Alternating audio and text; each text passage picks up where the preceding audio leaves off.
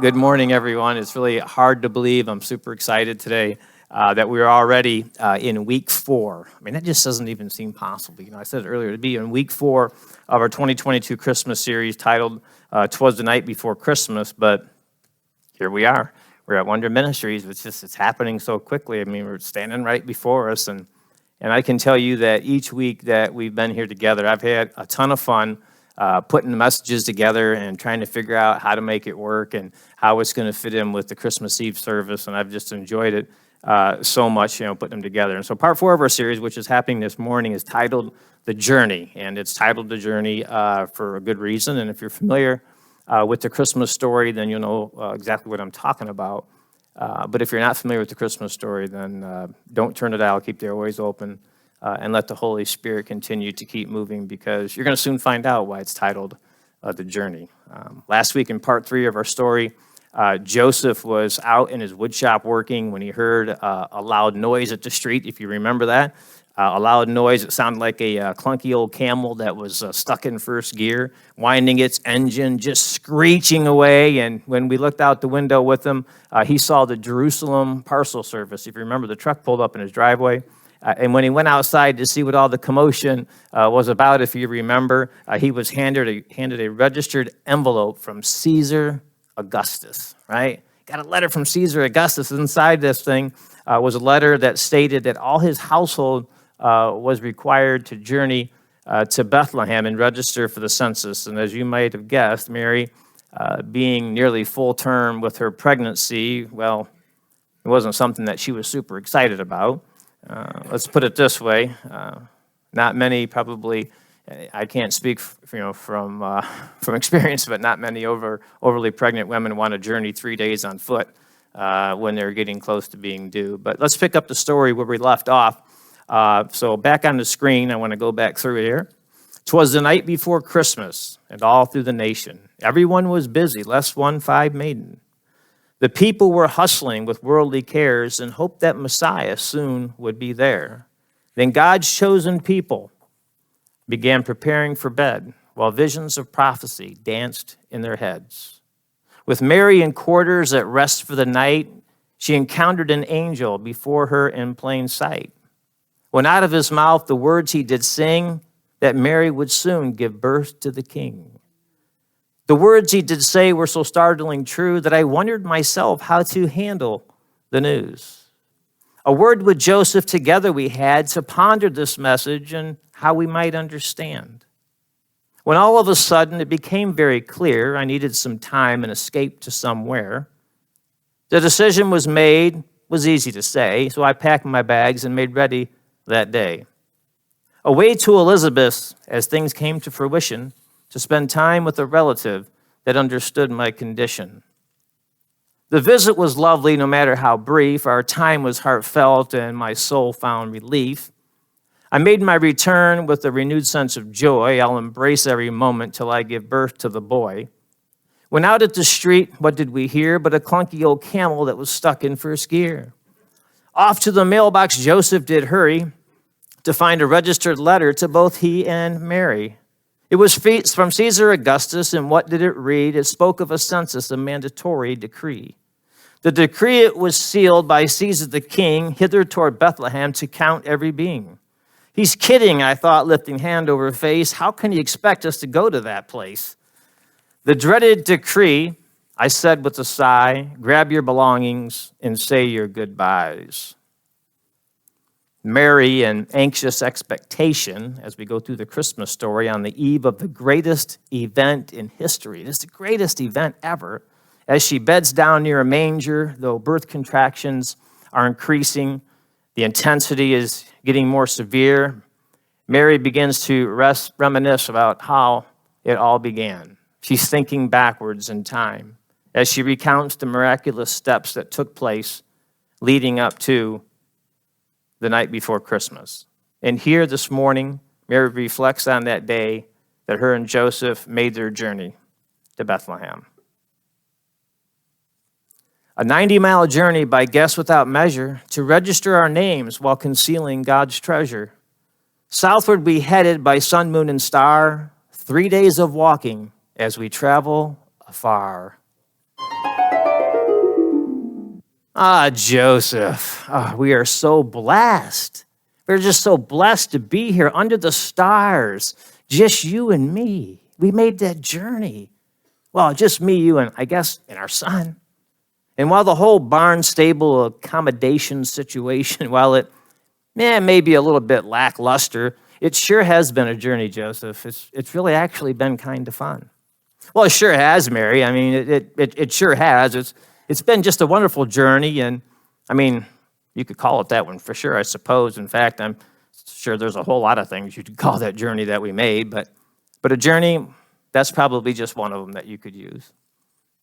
A journey indeed, Joseph. First, it was an angelic visitation that came to my home, and then you had your own angelic visitation of your own, and then an exciting and unexpected trip to Elizabeth's home. Then you got the letter that pointed us toward this place, the stable, if you will. And do you remember, Joseph, how infatuated you were over that letter when you got it? How excited you were, walking around mumbling to yourself for hours on end. All you would say is, Mary, would you look at that? I got a letter to me from Caesar Augustus, asking us to go down to Bethlehem. I got a letter from the Caesar. And I was like, Joseph, snap out of that, man. Snap out of it. Help me finish packing so we can get an early start. We have about 90 miles to cover, and I'm really not looking forward to it. Hey, I'm on it, Mary. Don't worry about it. I got it, right? I got us all covered. Everything is done, right? Everything is packed. It's ready to go. I'm an outdoorsy kind of guy. You know that, Mary. So this is just kid stuff for me. I had everything packed and ready an hour ago, so I don't know who you're talking to. Well, Joseph, I don't see that you have a bag of your own. Well, that's because I don't need a bag, Mary. I mean, it's only a 3-day journey, right? And I'm a guy. I mean, 3 days without a bag, I'm good.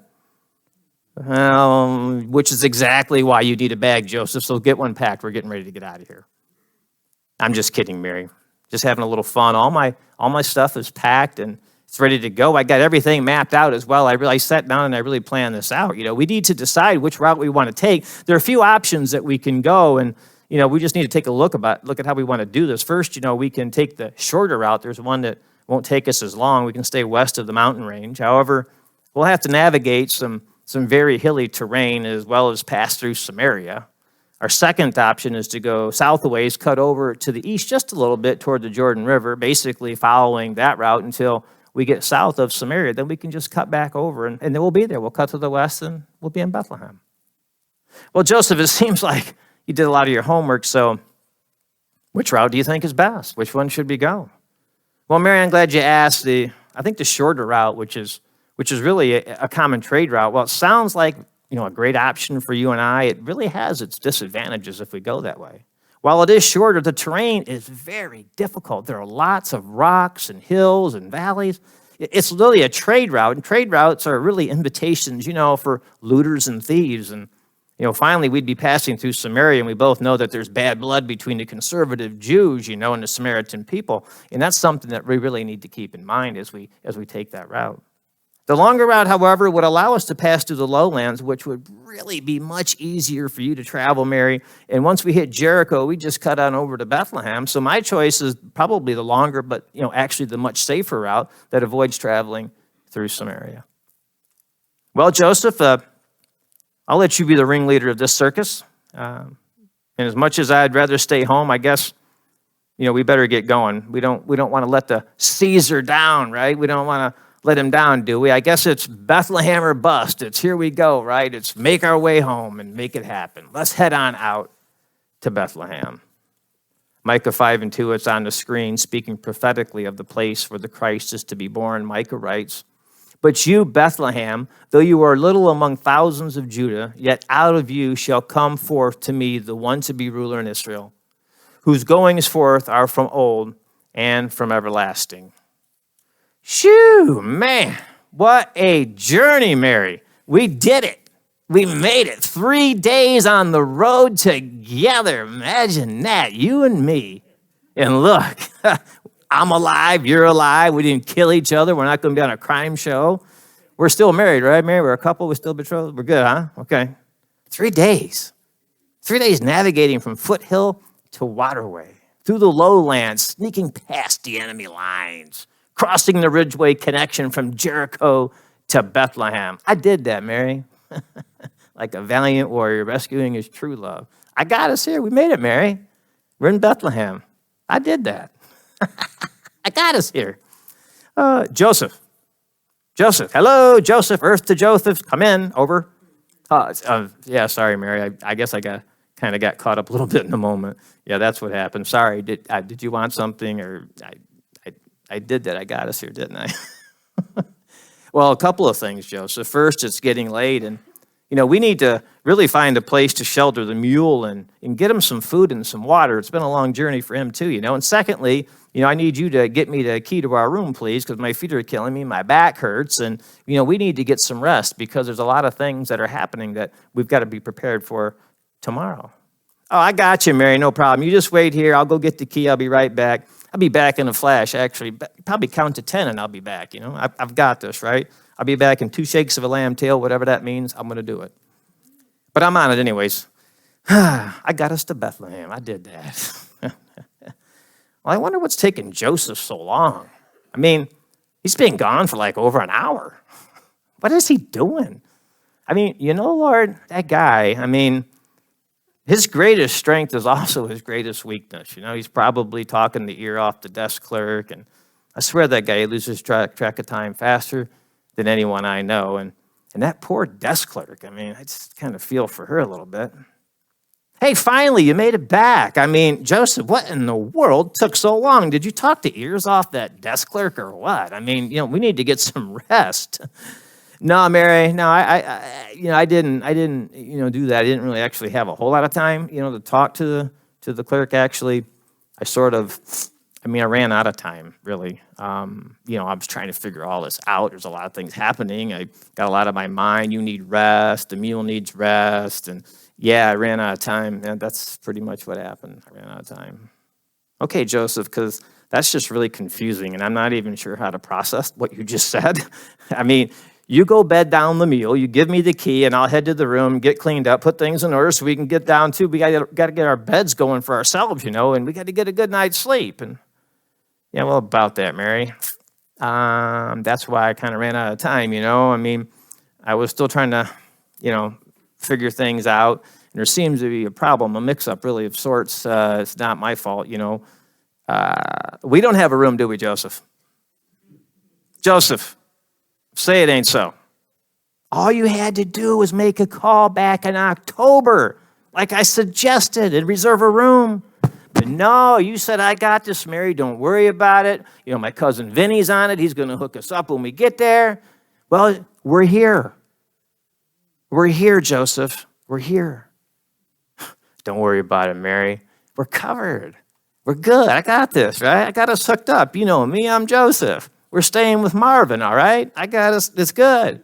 It's only temporary, only until I get things straightened out, and I'll get them straightened out.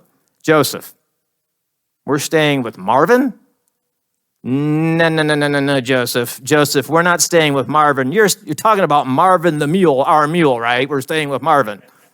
Yeah, I know, right? Think of the stories, Mary. Nobody stays with their mule. People might stay with a friend. They might go and visit and stay with, maybe a relative. They might even stay the night with a kidnapper. You know what I'm saying, Mary? But never, no one ever stays with a mule. Come on, think of the stories. Think of it as being, an adventurous and privileged thing that we get to do at the same time. Luke chapter 2, verses 1 through 7 be on the screen this morning. And it came to pass in those days that a decree went out from Caesar Augustus that all the world should be registered in the city of Bethlehem. This census first took place while Quirinius was governing Syria. So all went to be registered, everyone to his own city. Joseph also went up from Galilee out of the city of Nazareth into Judea to the city of David, which is called Bethlehem, because he was of the house and lineage of David, to be registered with Mary, his betrothed wife, who was with child. And while they were there, they stayed near the stable, for there was no room for them at the inn. I'm sorry, Mary.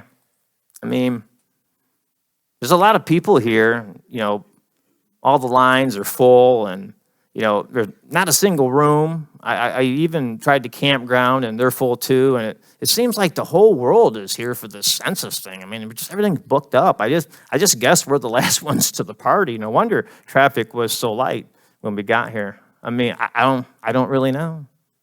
I mean, seriously though, Joseph, Marvin the Mule? That's the best you could come up with? I mean, how long did it take for you to come up with that catchphrase? Anyways, Marvin the Mule. But I kind of like it. It's a pretty good one. It's catchy. Mary, Marvin, Jesus, and Joseph. I like that. Huh? You see, Mary? It's not so bad after all. I call it the M2J2, right? Mary, Marvin, Jesus, and Joseph. M2J2, right? I like it. It's just us. It's good, right? Well, don't celebrate too long, Joseph. It's getting dark. We need to get some rest. We have a busy day ahead of us tomorrow, and we really need to get home before this child decides to make its way into the world. All set, Mary. Marvin, there's enough hay to eat. I made us a spot there, and everything is in order. Mary, I'm talking. Yeah, sorry about that, Joseph. For some reason, the words of Isaiah popped in my head, and it felt as if like he was talking directly to me for just a minute. As if he was trying to tell me something. Isaiah 42, verses 1 through 2 on the screen this morning. And Isaiah wrote, "Behold, my servant in whom I uphold, my elect one in whom my soul delights. I have put my spirit upon him. He will bring forth justice to the Gentiles. He will not cry out or raise his voice, nor cause his voice to be heard in the streets." Wow. Well, good night, Joseph. Good night, Isaiah. What are you trying to tell me? Oh, holy night, the stars are brightly shining. It is the night of our dear Savior's birth. Long lay the world in sin and error pining, till he appeared and the soul felt its worth. A thrill of hope, the weary world rejoices, for yonder breaks a new and glorious morn. Fall on your knees, oh, hear the angel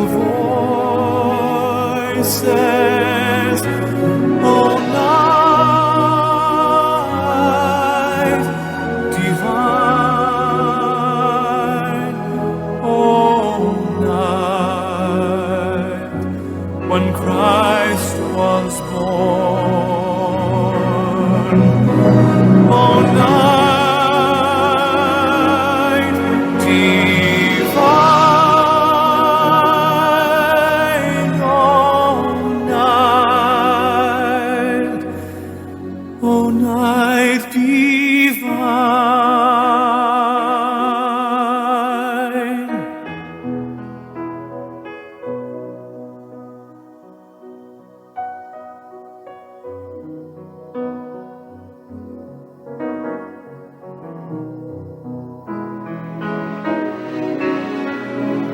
Chains shall he break, for the slave is our brother, and in his name all oppression shall cease.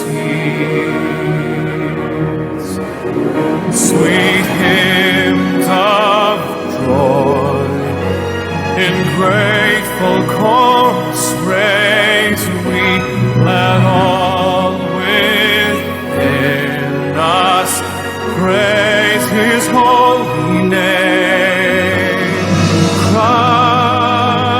Christ is the Lord.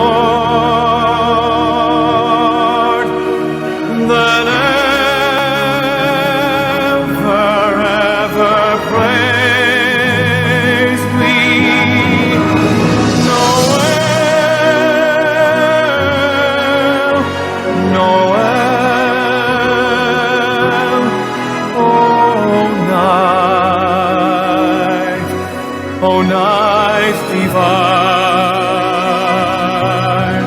Noel,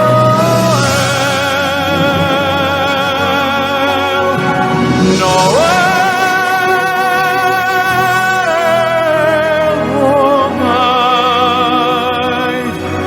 all night divine. Noel, Noel.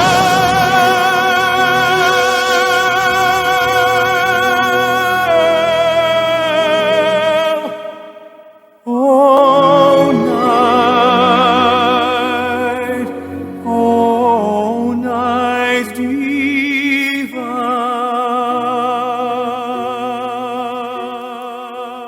I may not fully understand what you're trying to tell me, Isaiah.